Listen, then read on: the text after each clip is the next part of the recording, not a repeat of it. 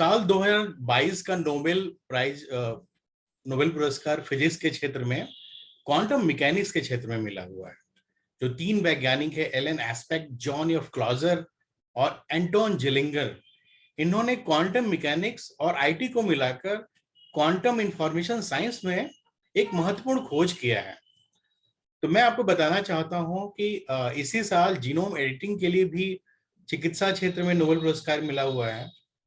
यानी कि आपकी परीक्षा में यूपीएससी की प्रीलिम्स और मुख्य परीक्षा दोनों के लिए जीनोम एडिटिंग और क्वांटम फिजिक्स दोनों काफी इंपॉर्टेंट चैप्टर हैं।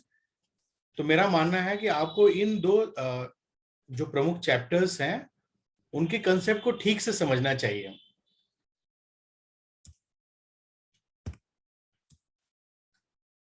इन तीनों वैज्ञानिकों ने जो खोज की है वो क्वांटम इंफॉर्मेशन साइंस में है। क्वांटम इंफॉर्मेशन साइंस क्या है?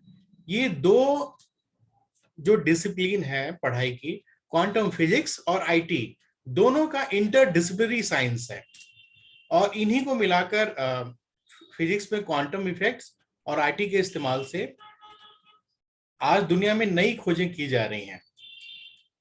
तो आइए पहले देखते हैं कि क्वांटम फिजिक्स है क्या और ये कंसेप्ट है क्या। भौतिकी के जो सिद्धांत होते हैं, वो जो पारंपरिक सिद्धांत होते हैं, उनको क्लासिकल मैकेनिक्स कहा जाता है। और न्यूटन महोदय ने 3 सिद्धांत दिए थे गति के: प्रथम नियम, द्वितीय नियम और तृतीय नियम। प्रथम नियम है जो यहाँ चित्र में पहले पार्ट में मैंने दिखाया आपको, कि कोई भी वस्तु जो है वो विराम की अवस्था में तब तक रहती है जब तक उस पर बाहर से कोई असंतुलित बल न लगाया जाए। न्यूटन का द्वितीय नियम क्या कहता है? न्यूटन का द्वितीय नियम ये कहता है कि किसी भी गतिमान वस्तु का जो त्वरण होता है वो वस्तु के द्रव्यमान और उस पर लगने वाले फोर्स के बराबर होता है, यानी कि F = ma। और न्यूटन का जो तीसरा नियम है वो क्रिया प्रतिक्रिया का नियम है। ये जो 3 नियम है वो पारंपरिक भौतिकी के सिद्धांत कहे जाते हैं और भौतिक विज्ञान के जितने भी महत्वपूर्ण खोजें हुई हैं वो इन 3 सिद्धांतों के आधार पर हुई हैं। लेकिन ये जो पारंपरिक भौतिकी के सिद्धांत हैं कभी कभी फेल हो जाते हैं, बिल्कुल काम नहीं करते। कब काम नहीं करते हैं? अगर वस्तु बहुत छोटा है तो क्लासिकल मैकेनिक्स के ये नियम फेल हो जाते हैं। मैं किन वस्तुओं की बात कर रहा हूं? एटम, हमारा जो परमाणु है वो किन से मिलकर बना होता है? प्रोटॉन, न्यूट्रॉन, इलेक्ट्रॉन, इनसे मिलकर बना होता है। प्रोटॉन की जो साइज है वो कितनी है? 10⁻³ सेंटीमीटर। या इलेक्ट्रॉन की साइज कितनी है? 10⁻16 सेंटीमीटर। अगर क्वार्क की साइज लें तो ये है 10⁻16 सेंटीमीटर। और यहां तक कि कोई अगर एक परमाणु का आकार की बात करें, ये कितना है? 10⁻8 सेंटीमीटर। यानी कि ये बड़े छोटे आकार हैं, बहुत छोटे आकार। और जब इतने छोटे आकार के वस्तु या पदार्थ आपके सामने आते हैं तो इन पर क्लासिकल मैकेनिक्स के नियम बिल्कुल लागू नहीं होते। इन पर लागू होता है क्वांटम फिजिक्स या क्वांटम मैकेनिक्स का नियम। मैकेनिक्स माने यांत्रिकी या भौतिक विज्ञान की शाखा है जिसमें हम गति के, बल के या दूसरे जो नियम हैं न्यूटन के, उनका अध्ययन करते हैं।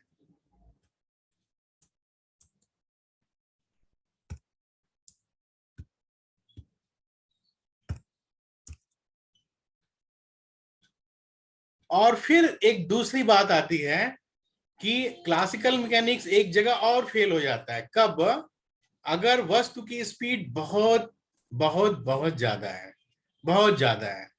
तो कौन सा पदार्थ है या वस्तु है जिसकी स्पीड इतनी ज्यादा है? आपका प्रकाश। प्रकाश की स्पीड कितनी है? लगभग 3 लाख किलोमीटर प्रति सेकेंड या 2.9 लाख किलोमीटर पर सेकेंड, ये स्पीड ऑफ लाइट है। और धरती से चंद्रमा तक अगर प्रकाश को जाना हो तो 1.3 लाइट सेकेंड लगता है उसको। और धरती से सूरज तक पहुंचना हो तो 8 लाइट मिनट्स लगते हैं। धरती से मंगल ग्रह पर अगर प्रकाश को पहुंचना है तो उसमें 12.7 लाइट मिनट्स लगते हैं। तो ये है प्रकाश की गति, जो कि बहुत ही तेज है। हम सामान्य कल्पना से उसको समझ नहीं सकते कि प्रकाश की गति कितनी तेज है। तो ये जो दो जगह हैं, जब वस्तु वस्तु का आकार बहुत छोटा है, जैसे प्रोटॉन, न्यूट्रॉन, इलेक्ट्रॉन या एटम्स, या फिर जब वस्तु की स्पीड बहुत ज्यादा है, अगर उसकी रफ्तार बहुत ज्यादा है, तो यहां पर क्लासिकल मैकेनिक्स के नियम फेल हो जाते हैं और लागू होता है यहाँ पर क्वांटम मैकेनिक्स। क्वांटम फिजिक्स की दुनिया यहां से शुरू होती है। तो क्वांटम है क्या? क्वांटम बेसिकली ऊर्जा की एक निश्चित मात्रा है। क्वांटम क्या है? ऊर्जा की एक निश्चित मात्रा है। एक निश्चित मात्रा, वो मात्रा क्या है मैं आपको आगे बता रहा हूं। तो क्वांटम सीधे तौर पे क्या है? ऊर्जा की निश्चित मात्रा और न्यूनतम मात्रा, मतलब उससे छोटी मात्रा नहीं हो सकती है। और भौतिकी के वो सिद्धांत, वो सवाल जिनके जवाब क्लासिकल मैकेनिक्स नहीं देता है, उनके सवालों के जवाब शुरू होते हैं क्वांटम फिजिक्स से। क्वांटम फिजिक्स बेसिकली तरंग की बात करता है। जैसे क्लासिकल मैकेनिक्स या क्लासिकल फिजिक्स सामान्य भौतिकी कहता है कि जो भी पदार्थ हैं, जितने भी पार्ट, वो कण से मिलकर बने होते हैं। लेकिन क्वांटम फिजिक्स कहता है कि जो पदार्थ हैं वो उनमें तरंग का गुण होता है। कण भी है और तरंग भी है। इसको ड्यूअल नेचर कहते हैं, द्वैध नेचर कहते हैं। तरंग, कण, द्वैध सिद्धांत कहते हैं।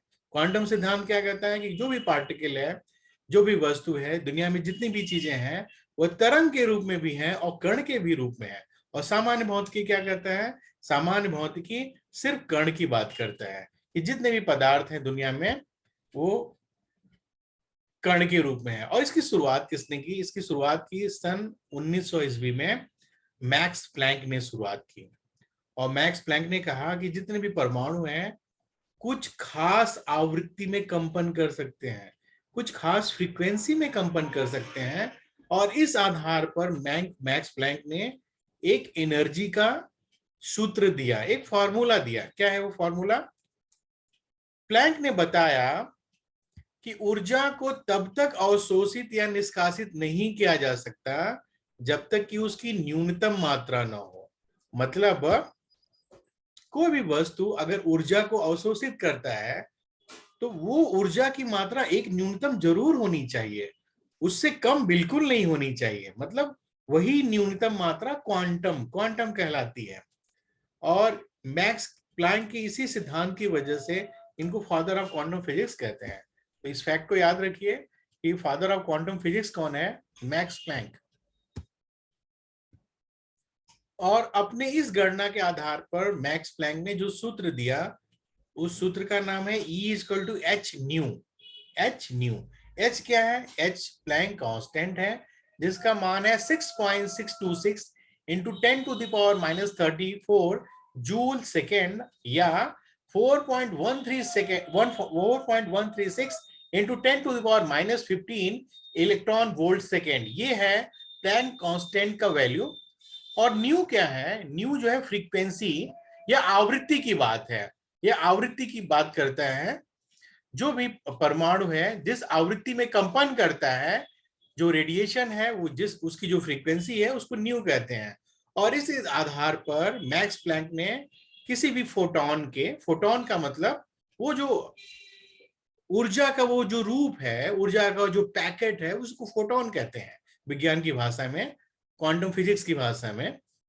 और इसकी जो एनर्जी होगी, इस फोटोन की एनर्जी, इस पैकेट की एनर्जी, वो कितनी होगी? E equal to H nu, जहां एच प्लैंक कांस्टेंट है और न्यू क्या है? ऊर्जा की आवृत्ति है।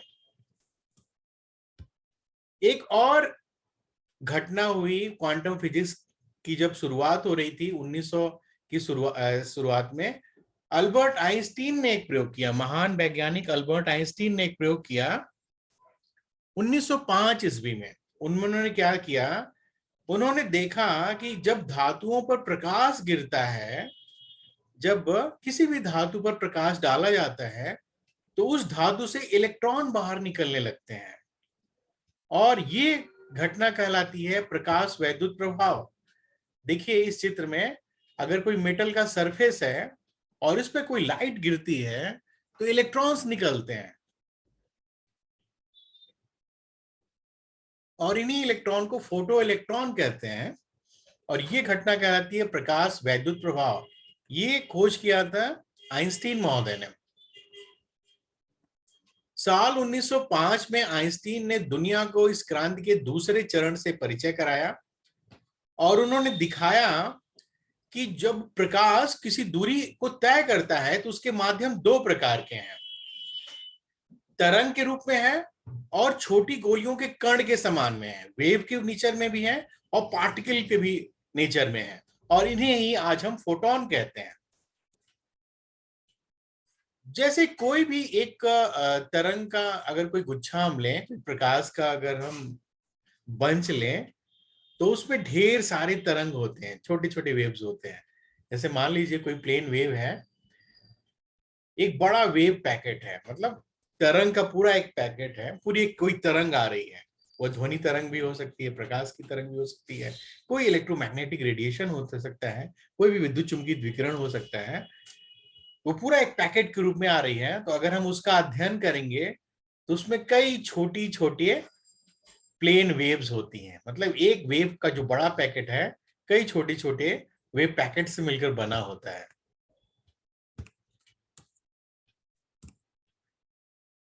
भारत के वैज्ञानिक सत्येंद्रनाथ बोस ने 1924 में प्लैंक के विकिरण नियम को समझाने के लिए एक नया नियम बताया था और उन्होंने कहा कि जो पुराने क्लासिकल फिजिक्स के नियम हैं, जो कि बोल्ट्जमैन सांख्यिकी के नियम कहलाते थे उस समय, उसको उन्होंने गलत साबित किया और उन्होंने कहा कि एक नई सांख्यिकी के नियम इजाद किए जाने चाहिए और जिसको बोस आइंस्टीन सांख्यिकी कहते हैं।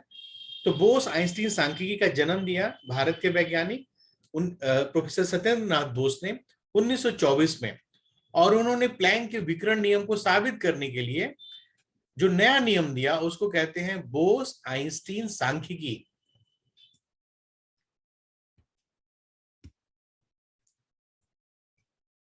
एक और महत्वपूर्ण घटना हुई 1927 में।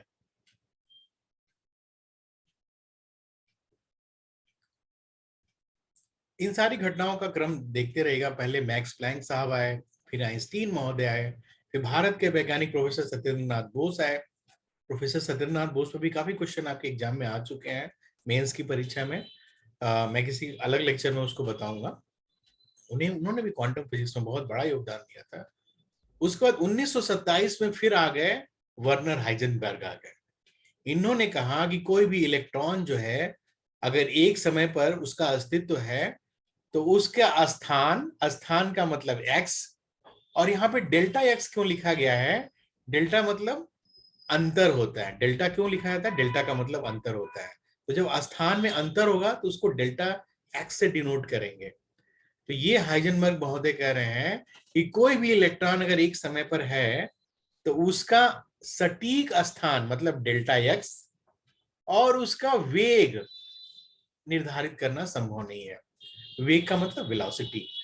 तो अगर वेग में मास को मल्टीप्लाई कर दिया जाए, वेग और द्रव्यमान का गुणा कर दिया जाए, तो जो राशि मिलती है उसे संवेग कहते हैं। तो मोमेंटम की बात हो गई। अगर वेग की बात है तो वही संवेग की बात हो गई। क्यों? वेग का मतलब वेलोसिटी। और अगर कोई कोई भी वस्तु है, कोई भी पदार्थ है, कोई भी पार्टिकल है, तो उसका अस्तित्व होगा तो उसका मास तो होगा ही, उसका द्रव्यमान होगा, तो द्रव्यमान से गुणा कर देंगे तो संवेग हो जाएगा। तो delta x into delta P जो है, ये इसका जो इसकी जो वैल्यू है वो क्या होती है? ये कहते हैं कि किसी भी इलेक्ट्रॉन का एक ही समय पर सटीक स्थान तथा वेग निर्धारित करना असंभव है।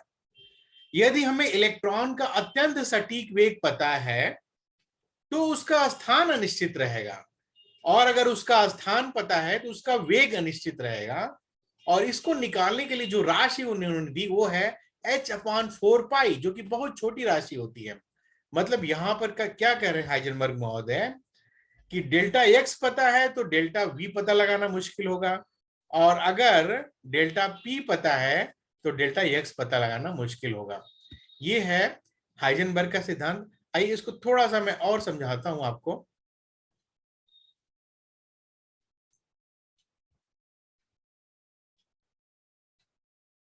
ये कह रहे हैं कि किसी भी इलेक्ट्रॉन का एक ही समय पर सटीक स्थान और वेग एक साथ निर्धारित करना संभव है। सटीक स्थान का मतलब ये हो गया डेल्टा एक्स, और अगर वेग है तो उसका संवेग भी होगा। संवेग का मतलब अगर उसको मास मास से गुणा कर दिया जाए, मास इंटू वेलोसिटी कर दिया जाए, तो वो संवेग हो जाएगा। संवेग क्या होगा? Mass into velocity. तो ये इसकी वैल्यू कितनी होती है? इसकी वैल्यू होती है h/4 पाई। तो ये है अनसर्टेनिटी इन पोजीशन और अनसर्टेनिटी इन मोमेंटम।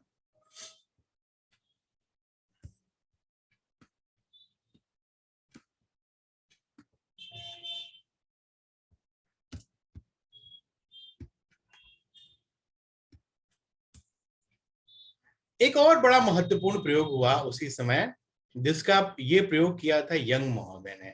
इस प्रयोग को जरा ध्यान से समझिएगा। ये चित्र में हमने दिखाया है,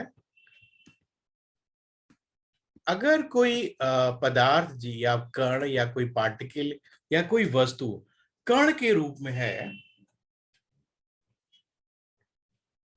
और उस पार्टिकल का एक ढेर सारा गुच्छा लेकर ढेर संख्या में उसकी बौछार की जाए। कहां बौछार की जाए? पहले ये दाहिनी तरफ का चित्र देखिए। ये जो दाहिनी तरफ का चित्र है, पहले उसको देखिए। ये मैं इस चित्र की बात कर रहा हूं। अगर हम इलेक्ट्रॉन का एक ढेर सारा गुच्छा लें, ढेर सारे पार्टिकल्स लें, और ये स्टील का एक छोटा सा पत्थर, एक छोटा सा प्लेट ले लें, उसमें दो पट्टियां बना दें, दो छेद कर दें, और यहां से इलेक्ट्रॉन गन लेके एक बंदूक लें जिसमें इलेक्ट्रॉन भरते हैं ढेर सारा, और उसकी मदद से हम इलेक्ट्रॉन की बौछार करें, ढेर सारा यहाँ पे बौछार करें। तो अगर ये इलेक्ट्रॉन पार्टिकल है, अगर कण है, तो क्या होगा? पीछे अगर हम एक पर्दा लगाएं तो इस पर्दे में दो जगह आपको ये गोलाकार आकृतियां मिल जाएंगी, दो गोलाकार पट्टियां मिल जाएंगी। मतलब यहाँ दो पट्टियां हैं और यहां से कण की बौछार हो रही है। तो ये कण एक एक छिद्र से निकले कण जाके यहां जाके चिपक जाएंगे, और दूसरे छिद्र से कण जाके यहां जाके चिपक जाएंगे। लेकिन ऐसा होता नहीं है। क्या होता है? वो ये वाला चित्र बता रहा है। इस चित्र को ध्यान से देखिए और देखिए कि ये चित्र क्या कह रहा है। ये चित्र कह रहा है कि अगर हम एक बंदूक जिसमें ढेर सारा इलेक्ट्रॉन भरकर उसकी बौछार करेंगे, और यहां पर एक एक पट्टी अगर ले लेते हैं और उस पट्टी में दो छेद कर देते हैं, एक पट्टी लेकर उसमें दो छेद कर देते हैं, तो ये इस पर्दे पर दो पट्टियां नहीं बनती हैं जैसे इस चित्र में आप देख रहे हैं। यहां पर पट्टियों का ढेर सारा एक पैटर्न दिख जाता है। तो ये जो था दुनिया के वैज्ञानिकों के लिए बड़ी हैरान करने वाली बात थी। क्यों? क्योंकि अगर पार्टिकल होता तो आप खुद सोचिए, अगर कण होता, इलेक्ट्रॉन अगर कण होता, तो इस छिद्र से जाके यहां चिपक जाता, इस छिद्र से जाके यहां चिपक जाता, और यहाँ मान ली 100 इलेक्ट्रॉन्स जाके उनका ढेर लग जाता, यहाँ पर 100 इलेक्ट्रॉन्स का ढेर लग जाता दो जगहों पर जाके। लेकिन ऐसा नहीं हुआ। हुआ यूं कि ढेर सारी पट्टियां बन गई। और ऐसा तभी हो सकता है जब इलेक्ट्रॉन तरंग का रूप हो। जब तरंग होगी तो क्या होगी? वो फैलेगी, और फैलेगी तो सब जा जाके पट्टियां बनाएंगी। कुछ जब बाहर निकलेंगी तो वो तरंग भी आपस में जाकर एक दूसरे से इंटरफियर करेंगी, उनका इंटरफेरेंस बनेगा। तो बगल से निकलने वाली तरंगे और फिर जो एक दूसरे से इंटरफियर कर रही हैं वो तरंगे, वो सारी मिलके यहाँ पर एक पैटर्न बना देती हैं। और इस यंग के प्रयोग ने ये साबित कर दिया कि जो भी पार्टिकल है, पार्टिकल के साथ साथ उसमें वेव नेचर है, उसमें तरंग का गुण है। तो यंग के इस प्रयोग को ध्यान में रखिए, और इस यंग के प्रयोग का क्या रिजल्ट है उसको याद रखिए। इसने वेव पैटर्न को साबित किया। इसने साबित कर दिया कि जो इलेक्ट्रॉन है वो पार्टिकल के साथ साथ वेव नेचर भी रखते हैं। यही प्रयोग, इसी प्रयोग को हमने यहाँ पे भी दिखाया है कि इलेक्ट्रॉन बीम का गन है और यहां से इलेक्ट्रॉन्स निकल रही हैं। बीच में दो पट्टियों वाली एक स्टील की परत है, और यहां से जब पीछे हम स्क्रीन लगा देते हैं तो हम देखते हैं कि पूरा एक पैटर्न हमें मिल जाता है, स्क्रीन पे पैटर्न मिल जाता है। इसे ही यंग का डबल स्लिट एक्सपेरिमेंट कहते हैं, यंग्स डबल स्लिट एक्सपेरिमेंट, जो कि पदार्थ के किसी भी वस्तु के ड्यूअल नेचर को साबित करता है, उसके वेव नेचर को बताता है। आइए एक और बड़ी अच्छी सी मैं आपको बात बताऊं कि यहीं से शुरुआत हुई। जब कोई पदार्थ कण भी है और तरंग भी है तो उसका दो नेचर हो गया ना, और इसी को कहते हैं इंटेंगलमेंट। इंटेंगलमेंट कहते हैं, ये ठीक ऐसे ही है कि मान लीजिए आपके पास दो बक्से हैं, और एक जो बॉल है, एक बक्से में बॉल जो है वो पीले रंग की है, और दूसरे बक्से में बॉल जो है वो लाल रंग की है। लेकिन सुपरपोजिशन की स्थिति में जब ये दोनों बक्से एक दूसरे पर सुपरपोजिशन करेंगे, एक दूसरे से मेल जोल करेंगे, एक दूसरे के साथ चलेंगे, तो आप देखेंगे कि एक ही साथ जो दोनों गेंदें हैं लाल भी दिखती हैं और पीली भी दिखती हैं। आप देखिए, लाल भी दिख रही हैं और पीली भी दिख रही हैं सुपरपोजिशन की स्थिति में। इसी को कहते हैं इंटेंगलमेंट। इंटेंगलमेंट की घटना, कोई भी चीज एक साथ तरंग भी है, कण भी है, एक बॉल लाल रंग का भी है और पीले रंग का भी है। और यही है प्रकृति के अद्भुत रहस्य को पता लगाने का क्वांटम फिजिक्स का सिद्धांत। क्वांटम फिजिक्स के आने के बाद वैज्ञानिकों की सोच बदल चुकी है। वैज्ञानिक इस पूरी दुनिया को एक दूसरे ही विज्ञान के आध्यात्मिक नजरिए से देख रहे हैं, और क्वांटम फिजिक्स के आने के बाद मानव सभ्यता एक नए चरण में प्रवेश करने वाली है। तो यहाँ पे जो मैंने बताया वो है इंटेंगलमेंट। इंटेंगलमेंट है क्या, वो याद रखिए। और इंटेंगलमेंट में सुपरपोजिशन के बाद जो दो गुण होते हैं एक साथ दिखते हैं आपको, मतलब यहाँ पे लाल पीले दोनों गुण एक साथ दिखेंगे, पदार्थ का कण और तरंग दोनों व्यवहार एक साथ दिखेगा। हाल के दिनों में क्वांटम ग्रेविटी का भी सिद्धांत आया है, और उसमें बताया गया कि ब्रह्मांड में कणों और बलों का विकास छोटे लूप या स्ट्रिंग्स के कंपन से होता है, और ये जो स्ट्रिंग और लूप होते हैं लगभग 10⁻⁻35 मीटर के बराबर होते हैं। बोस और आइंस्टीन ने बताया कि जैसे प्रोफेसर सत्येंद्र नाथ बोस के पहले आइंस्टीन महोदय ने काफी योगदान दिया था, और उन्होंने फोटोन की बात की थी। लेकिन प्रोफेसर सत्येंद्र नाथ बोस ने कहा कि जैसे आइंस्टीन महोदय ने कहा कि फोटोन गोलियों की तरह है, एक निश्चित आकृति की तरह है। लेकिन प्रोफेसर बोस ने कहा कि वो निश्चित आकृति में नहीं है, वो बिखरे पड़े, स्कैटर्ड है। और ये इस चित्र को देखिए कि कैसे फोटोन, फोटोन का मतलब प्रकाश का पुंज या निश्चित ऊर्जा का जो पैकेट है वो है फोटोन। तो फोटोन की जो स्थिति है उसको देखिए, वो क्या है, काफी हद तक बिखरा हुआ है, वो गोलियों की तरह नहीं है। और ये बताया था प्रोफेसर सत्येंद्रनाथ बोस ने।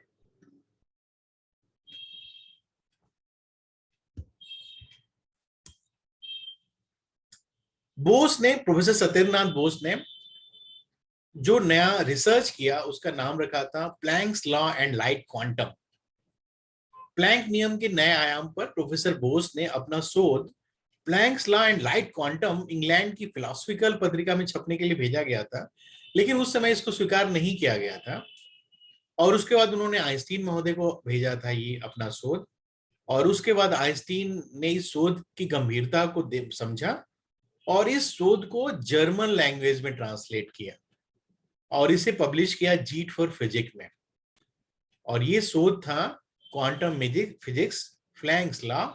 और उनको ध्यान में रखकर इन्होंने जो बोस आइंस्टीन सांख्यिकी बताया, उन्होंने बताया कि जो पुराने नियम है, क्लासिकल नियम है, वो इन स्थितियों में लागू नहीं होते। किन दो स्थितियों में, जब वस्तु का आकार बहुत छोटा है जैसे प्रोटॉन न्यूट्रॉन इलेक्ट्रॉन है, या वस्तु का वेग बहुत ज्यादा है यानी कि वो लाइट की स्पीड की तरह, लाइट की स्पीड जितने हैं या उससे भी ज्यादा है, तो वो वहां पर क्लासिकल मैकेनिक्स के नियम फेल हो जाते हैं।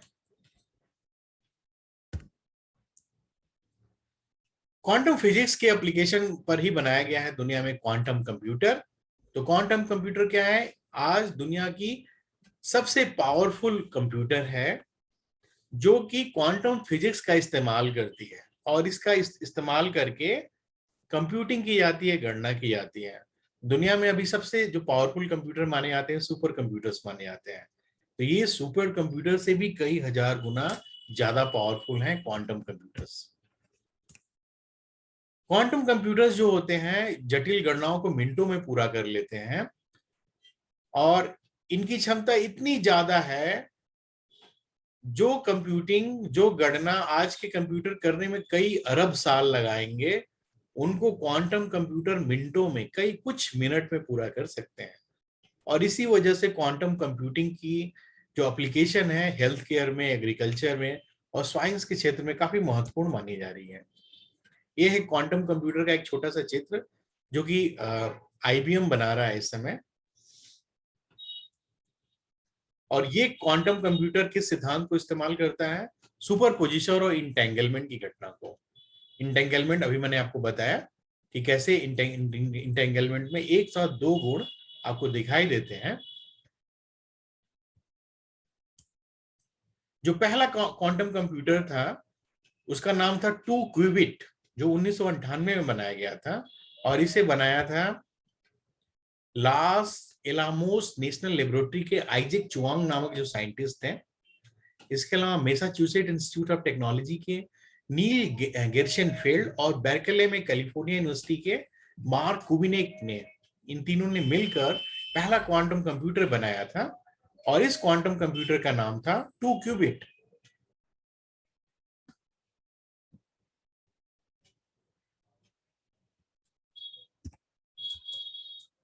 कैसे काम करती है क्वांटम कंप्यूटिंग टेक्नोलॉजी?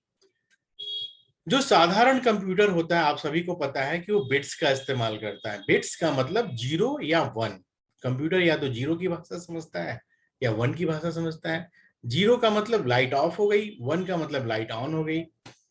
लेकिन जो क्वांटम कंप्यूटर है वो बिट्स का इस्तेमाल नहीं करता, वो क्यूबिट्स का इस्तेमाल करता है। क्यूबिट्स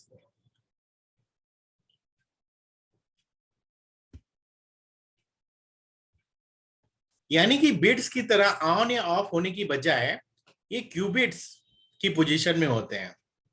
मतलब ऑन भी है ऑफ भी है एक साथ। वही इंटेंगलमेंट जो मैंने आपको बताया, तरंग भी है और कण भी है।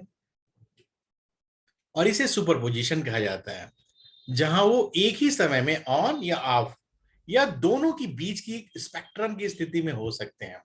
तो ये है क्वांटम कंप्यूटिंग का रहस्य, क्वांटम कंप्यूटिंग या क्वांटम कंप्यूटर के काम करने का सिद्धांत।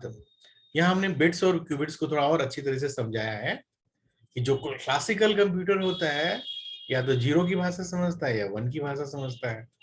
कंप्यूटर कोई अपना दिमाग तो होता नहीं है, वो यंत्र है। तो यंत्र किस चीज की भाषा समझेगा? या तो बल्ब ऑफ हुआ या बल्ब ऑन हुआ। जो बल्ब ऑफ हो गया यानी कि 0, बल्ब ऑन हो गया यानी कि 1। तो इस भाषा को समझता है। लेकिन क्यूबिट्स क्या है? एक ही समय में बल्ब ऑफ भी है और ऑन भी है। इसी को तो सुपरपोजिशन या इंटेंगलमेंट कहते हैं ये। और इसको कहेंगे क्यूबिट्स। जो क्वांटम कंप्यूटर होगा क्यूबिट्स पे काम करेगा, बिट्स पे नहीं काम करेगा। और यही क्यूबिट्स जो है क्वांटम कंप्यूटर को बहुत ही पावरफुल बनाती है। कितनी पावरफुल बनाती है कि अगर हम मान लीजिए किसी साधारण कंप्यूटर से कहें कि वो कोई भूल भुलैया का रास्ता उसको दे दें और रास्ता निकालने के लिए तरीका बताया, तो क्या करेगा जो साधारण कंप्यूटर होगा?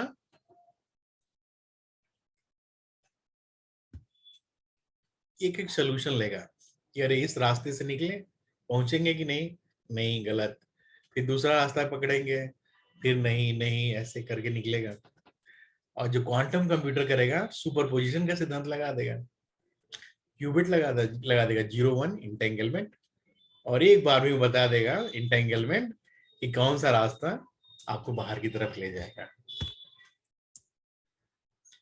क्यूबिट्स इतना पावरफुल होता है कि ब्रह्मांड में जितने परमाणु हैं उससे कहीं अधिक नंबर्स का प्रतिनिधित्व करने के लिए कुछ 100 क्यूबिट्स पर्याप्त होंगे। कुछ 100 क्यूबिट्स मिलकर आपके पूरे ब्रह्मांड के जितने परमाणु हैं उनका प्रतिनिधित्व कर देंगे और आपको बहुत सारी जानकारियां प्रदान करेंगे।